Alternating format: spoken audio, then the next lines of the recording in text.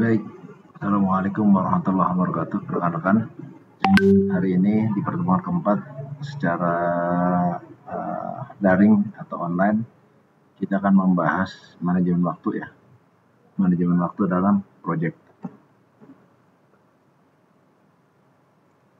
Jadi bagaimana kita memanage atau mengambil ya, atau mengelola ya, waktu ya di dalam sebuah proyek gitu ya. Jadi tujuan pembelajaran kita ini adalah bagaimana kemudian kita memahami tahapan-tahapan yang dilakukan dalam melakukan manajemen waktu di dalam sebuah proyek. Hal lain ya yang harus kita pahami rekan-rekan adalah bagaimana kita memahami input atau masukan yang dibutuhkan dari tiap tahapan terhadap output yang dihasilkan gitu ya. Lalu kita pun ya diharapkan mengerti dan memahami cara membuat dan menganalisis atribut aktivitas. Terus kemudian kita mengenal berbagai alat ya yang dapat digunakan untuk melakukan manajemen proyek khususnya Gantt chart ya, Gantt chart. Lalu mengerti penggunaan Gantt chart ini dalam melakukan pengendalian pelaksanaan sebuah proyek gitu ya. Jadi definisi ya manajemen proyek ialah tahapan mendefinisikan proses-proses yang perlu dilakukan ya, yang perlu dilakukan selama proyek berlangsung. Berkaitan dengan penjaminan agar apa? Agar proyek dapat berjalan tepat waktu ya. Dengan tetap memperhatikan keterbatasan biaya, budgeting yang ada ya, serta penjagaan kualitas. Baik itu produk, servis ataupun hasil yang dihasilkan dari proyek tersebut ya. Jadi manajemen waktu juga sangat terkait ya dengan potensi terjadinya kerugian. Ya. Jadi tahapan manajemen proyek ya, itu kita definisikan sebagai identifikasi jadwal aktivitas yang harus dilakukan atau timeline, ya, pengurutan aktivitas, skala prioritas yang apa dulu yang dilakukan, berdasarkan scope of work ataupun lingkup pekerjaan, lalu bagaimana estimasi kebutuhan aktivitas. Ya, estimasi jenis dan jumlah sumber daya yang dibutuhkan pelaksanaan aktivitas yang sudah terjadwal gitu ya. Lalu estimasi durasi aktivitas dan periode yang dibutuhkan untuk menyelesaikan pekerjaan tersebut ya, dari setiap poin-poin kegiatan ataupun aktivitas yang telah ditentukan. Lalu rekan-rekan, estimasi durasi itu sangat penting. Jadi setiap item-item pekerjaan yang kita lakukan berapa membutuhkan waktunya. Ya, kondisinya bagaimana, statusnya bagaimana, sudah ada resources kah, sudah ada tenaga-tenaga yang dibutuhkan, material, alat, dan seterusnya. Lalu juga bagaimana kita kemudian mendevelop atau membangun jadwal, ya, scheduling. Jadi scheduling itu menganalisa urutan aktivitas-aktivitas apa saja, ya, durasinya bagaimana, sumber daya bagaimana. Lalu kemudian kita mengendalikan, controlling dari schedule yang sudah dibuat maupun yang terjadi perubahan ya. Jadi tinjauan umum manajemen sebuah proyek seperti dalam orchard-nya gitu ya. Orchard kegiatan project time management. Yang pertama bagaimana definisi aktivitas yang harus kita pahami ya kan. Lalu berikutnya adalah bagaimana aktivitas sequencing-nya gitu ya. Apa aja nih ya. Sequence-nya yang harus dilakukan gitu ya. Sebentar saya besarkan supaya terlihat jelas. Nah, ini ya. Inputnya bagaimana, toolsnya bagaimana, outputnya bagaimana ya. Itu sequencing. Lalu aktivitas resources estimatingnya bagaimana? Resourcesnya, inputnya apa? Tools yang digunakannya apa? Outputnya bagaimana? Itu maksudnya enterprise environment faktornya apa? Organizationnya ya kan? Activity list-nya, activity attribute-nya, resources availability-nya kan itu. Project management plan-nya itu seperti apa? Itu dari masukan. Kemudian dari masukan ini kan kita ada alat dan teknik. Expertnya, justifikasi expertnya seperti apa? Ya kan? Alternatif dari analisisnya bagaimana? Publish estimating-nya gimana kan? Project management software yang diperlukan seperti apa? Bottom up estimation-nya kayak apa? Ya. Jadi minimal ya yang harus kita sediakan. Lalu bagaimana dengan outputnya? Aktivitas resource yang diperlukan, ya kan? Aktivitas atribut yang selalu terupdate-nya seperti apa? Resources breakdown-nya dari strukturnya seperti apa, resources kalendernya ya terupdate seperti apa, maupun request yang diminta untuk adanya perubahan. Ya.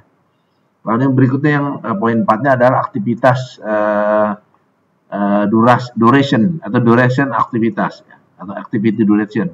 Maksudnya sini adalah estimate ya, perkiraan durasi kegiatan gitu ya. Sama, bagian ada input, ada tools teknik dan output.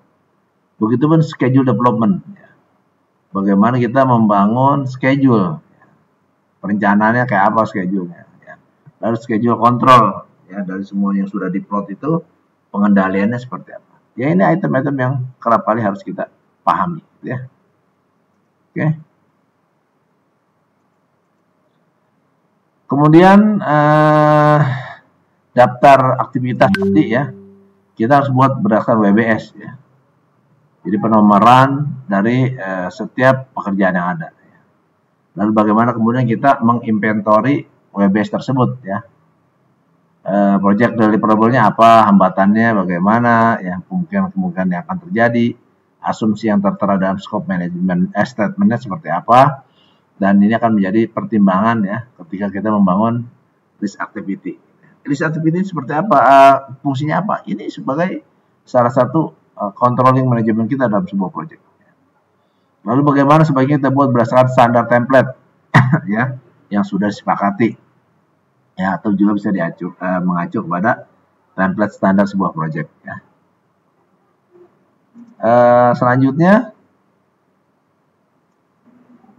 atributnya bagaimana ya, identitas activity-nya ya kan, code activity-nya, description activity-nya ya kan, terus previous activity-nya ya kan.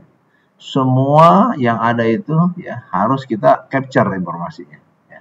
Lalu orang yang bertanggung jawab dalam mengeksekusi sebuah pekerjaannya seperti apa, siapa, dan seterusnya. Area geografis atau tempat pekerjaan juga harus dilakukan di mana, bagaimana dengan kliennya, bagaimana dengan deliverable-nya, semua kita menjadikan sebuah area ataupun checklist yang harus kita perhatikan dari sisi lokasi, dari sisi demografi, dari sisi aktivitas, dari sisi mobilitas, demobilitas maupun biaya ya. Lalu bagaimana tipe aktivitasnya, misalnya apakah suatu aktivitas tersebut ya harus dikerjakan ya dengan pembagian secara bertahap milestone-nya atau langsung kesatuan ya front to end ya. Oke. Milestone list ya tadi bagaimana daftar checklist kegiatan ya kita buat. Misalnya tahapan ini ke ini bagaimana durasinya, tahapan kemudian bagaimana kapan. Nah, sehingga milestone ini jelas ya. Perkembangan dari sebuah proyek. Urutan aktivitasnya bagaimana? Ya, dapat digambarkan dengan berbagai cara. Diagram chart, critical path analysis, atau precedence ya, diagram. Ya, semua bisa. Ini contoh AOA, activity on arrow. Ya. Jadi network diagram untuk proyek X. Jadi setelah A1, ya inputnya A1, B2, C3. Kemudian masuk pada proses selanjutnya 2, 3, 4. Ya. Kemudian masuk ke 5, 6, 7 ya. Hasilnya 8. Ini untuk memudahkan kita memahami bagaimana flow sebuah proyek. Atau kita lihat sebagai contoh dari AOA ya. Activity on arrow. Arrow diagramming method ADM. Ya. Ini adalah disebut juga AOA project network diagramnya. Lalu bagaimana aktivitas itu dipresentasikan ya dengan flow, tanda panah, arrow-nya bagaimana, node-nya, lingkarannya seperti apa, sehingga kita dari membaca flow tersebut ataupun chart itu paham ya bagaimana mekanisme dari sebuah proses proyek tersebut. Diagram sama ya sebagai panduan, precedence diagram metodenya juga sama PDM-nya ya. Ada namanya task dependency types. Ini untuk memberikan pahaman kepada kita nature dari dependencies ini antara link task. Jadi A B ya, bagaimana proses-prosesnya kita kenalkan FS, finish to start, start to start, finish to finish, dan start to finish ya. seperti itu. Oke. Jadi kalau FS atau task B, ya, task B-nya nggak bisa ya dilakukan, dimulai ya sampai dengan task A finish. Itu tipe finish to start. Jadi B nggak bisa ngapa-ngapain kalau dari proses A-nya nggak selesai. Yang berikutnya start to start, S to S.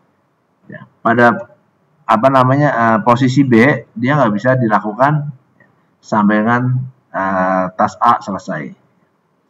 Yang berikutnya finish to finish atau F to F, FF. Ya, pada posisi ini B nggak bisa selesai sampai dengan A selesai. Ya. Terus ada lagi start to finish, S to F. Tadi ada F to S, ini dibalik, start to S, start to finish. Sama B juga nggak bisa diselesaikan sampai dengan yang A selesai, gitu ya. Ini juga sama PDM networknya gimana kita mengatur ya dari semua proses yang ada ya, sehingga kemudian hasilnya terdapat pada J ya, start ya, tanggal 20 Juni tahun 2005 ya, ID-nya 10, finishnya pada tanggal 22 Juni tahun 2005, durasinya 3 hari. Seperti itu. Jadi ada estimasi durasi aktivitas ya, membangun jadwal, Gantt chart kayak gini ya. Kita bisa pakai di Microsoft Project. Seperti itu nih, kita bisa buat di sana. Milestone-nya apa? Nah, sana ada peristiwa penanda yang mempunyai durasi 0. Terus bagaimana dengan kriteria SMART ya dalam membuat milestones ya? Milestone yaitu spesifiknya, measurable-nya, attainable-nya, realistiknya, time frame. Jadi spesifikasinya apa? Ya alat ukurnya apa, measurable-nya apa, ya, pengukuran bagaimana, attainable-nya bagaimana, bisa didelegasikan atau enggak, gitu. Realistis seperti tidak, gitu kan. Time waktunya bagaimana, time frame-nya. Gitu. Semua harus kita lakukan checklist. Trackingnya kayak seperti di Gantt chart ya. Ini kelihatan. Main tas 1 apa misalnya tas 1.1 apaan aja, 1.2, 1.3 ini contoh ya. Deliverable-nya kapan gitu. Dan seterusnya ya. CPM, critical path method ya, teknik menganalisis jaringan kegiatan aktivitas ketika menjalankan sebuah proyek dalam rangka memprediksi durasi total. Critical path-nya ya adalah deretan aktivitas yang menentukan waktu tercepat gitu ya. Critical path-nya apa? Adalah jalur terpanjang dalam diagram network ya, dan mempunyai kesalahan yang paling sedikit ya. Oke. Cara menentukan critical path-nya bagaimana? Membuat network diagram dulu ya dengan baik. Tambahkan durasi dari setiap aktivitas yang ada ya, setiap jalur yang dilalui arah panah tersebut. Lalu jalur terpanjang itulah yang kita sebut dengan critical path. Nah seperti ini ya. Ada berapa jalur? Dalam contoh ini kita bisa lihat prosesnya. Berapa lama setiap jalur harus dilalui? Kita lihat di sini. Ya. Lalu tentukan critical path-nya. Nah, kita harus paham berapa lama waktu terpendek dari menyelesaikan proyek ini. Ya. Silakan kalian diskusikan ya pada halaman 26. Ya. Kemudian kalian sampaikan dalam diskusi kelas kita, nanti kita bahas sama-sama. Sama yang kedua, ya, ada pertanyaan juga. Ini kita lihat bagaimana proses dari start 1 sampai dengan output 8 ya. Isu critical path ya. Jadi ada misconception yang harus kita pahami. Critical path ini bukan critical activities. Dalam sebuah program dapat saja terdapat lebih dulu satu critical path, atau critical path dapat merubah atau mengubah kemajuan sebuah proyek ya. Ini bagaimana analisis critical path dalam membangun jadwal proyek. Karena critical path ini proses dari start sampai finish, jadi kita harus memahami ya flow ataupun alur-alur dari setiap item yang kita lakukan. Contoh misalnya start material didapatkan dari mana ya kan, dikirimnya bagaimana dan seterusnya. Ini singkatnya saja ya. Oke, terus bagaimana kita juga menghitung early dan late start and finish date ya. Ini dari sini kenapa kita membuat konsep ya diagram seperti ini untuk memudahkan. Ya, contoh ES early start ya. Terus legendnya ada lagi EF apa early finish. Early finish, LS-nya late start, LF-nya late finish. Ini juga sama, aktivitasnya A, B, C, D, E, F. ES-nya berapa? Coba kita lihat ES. Yang mana yang ES? Yang mana yang EF? Yang mana yang LS? Yang mana yang LF? Yes. Ini juga sebagai one project ya. Diskusi di kelas supaya kalian aktif. Kemudian nanti kita akan brainstorming, kita akan bahas bersama-sama ya. Ini adalah project 2002, sampelnya schedule terkait dengan table solving free, view solving free dan total select. Ini data sampel ya, kita bisa lihat ya. Lalu program evaluation dan review atau kita kenal dengan PERT. Ya. Jadi PERT adalah teknik analisis ya, network diagram yang dapat digunakan untuk mengestimasi durasi proyek, di mana terdapat ketidakpastian yang tinggi mengenai estimasi durasi, estimasi individual. Bagaimana dengan ketika dia menggunakan estimasi probabilitas ya untuk waktu yang dia gunakan? Ya, dari sini kan berdasarkan apa? Estimasi durasi aktivitas optimistik, ya, most likely dan pesimistik. Ya, seperti itu. Ya, ini adalah bagaimana formula dan contoh PERT ya. Weightingnya seperti apa kita menghitung.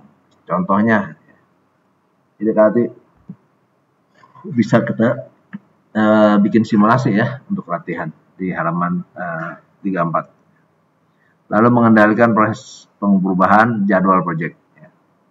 Juga sama, ya kita harus bisa memanage ya, adanya perubahan jadwal baik dari klien, baik dari pengadaan material, baik dari proses, resources tenaga kerja, ataupun kendala-kendala teknis lain, gitu ya. Saya kira ini yang bisa saya sampaikan. Mudah-mudahan ada manfaatnya. Terima kasih banyak. Tetap bersemangat dan berkah selalu. Ya. Demikian. Assalamualaikum warahmatullahi wabarakatuh.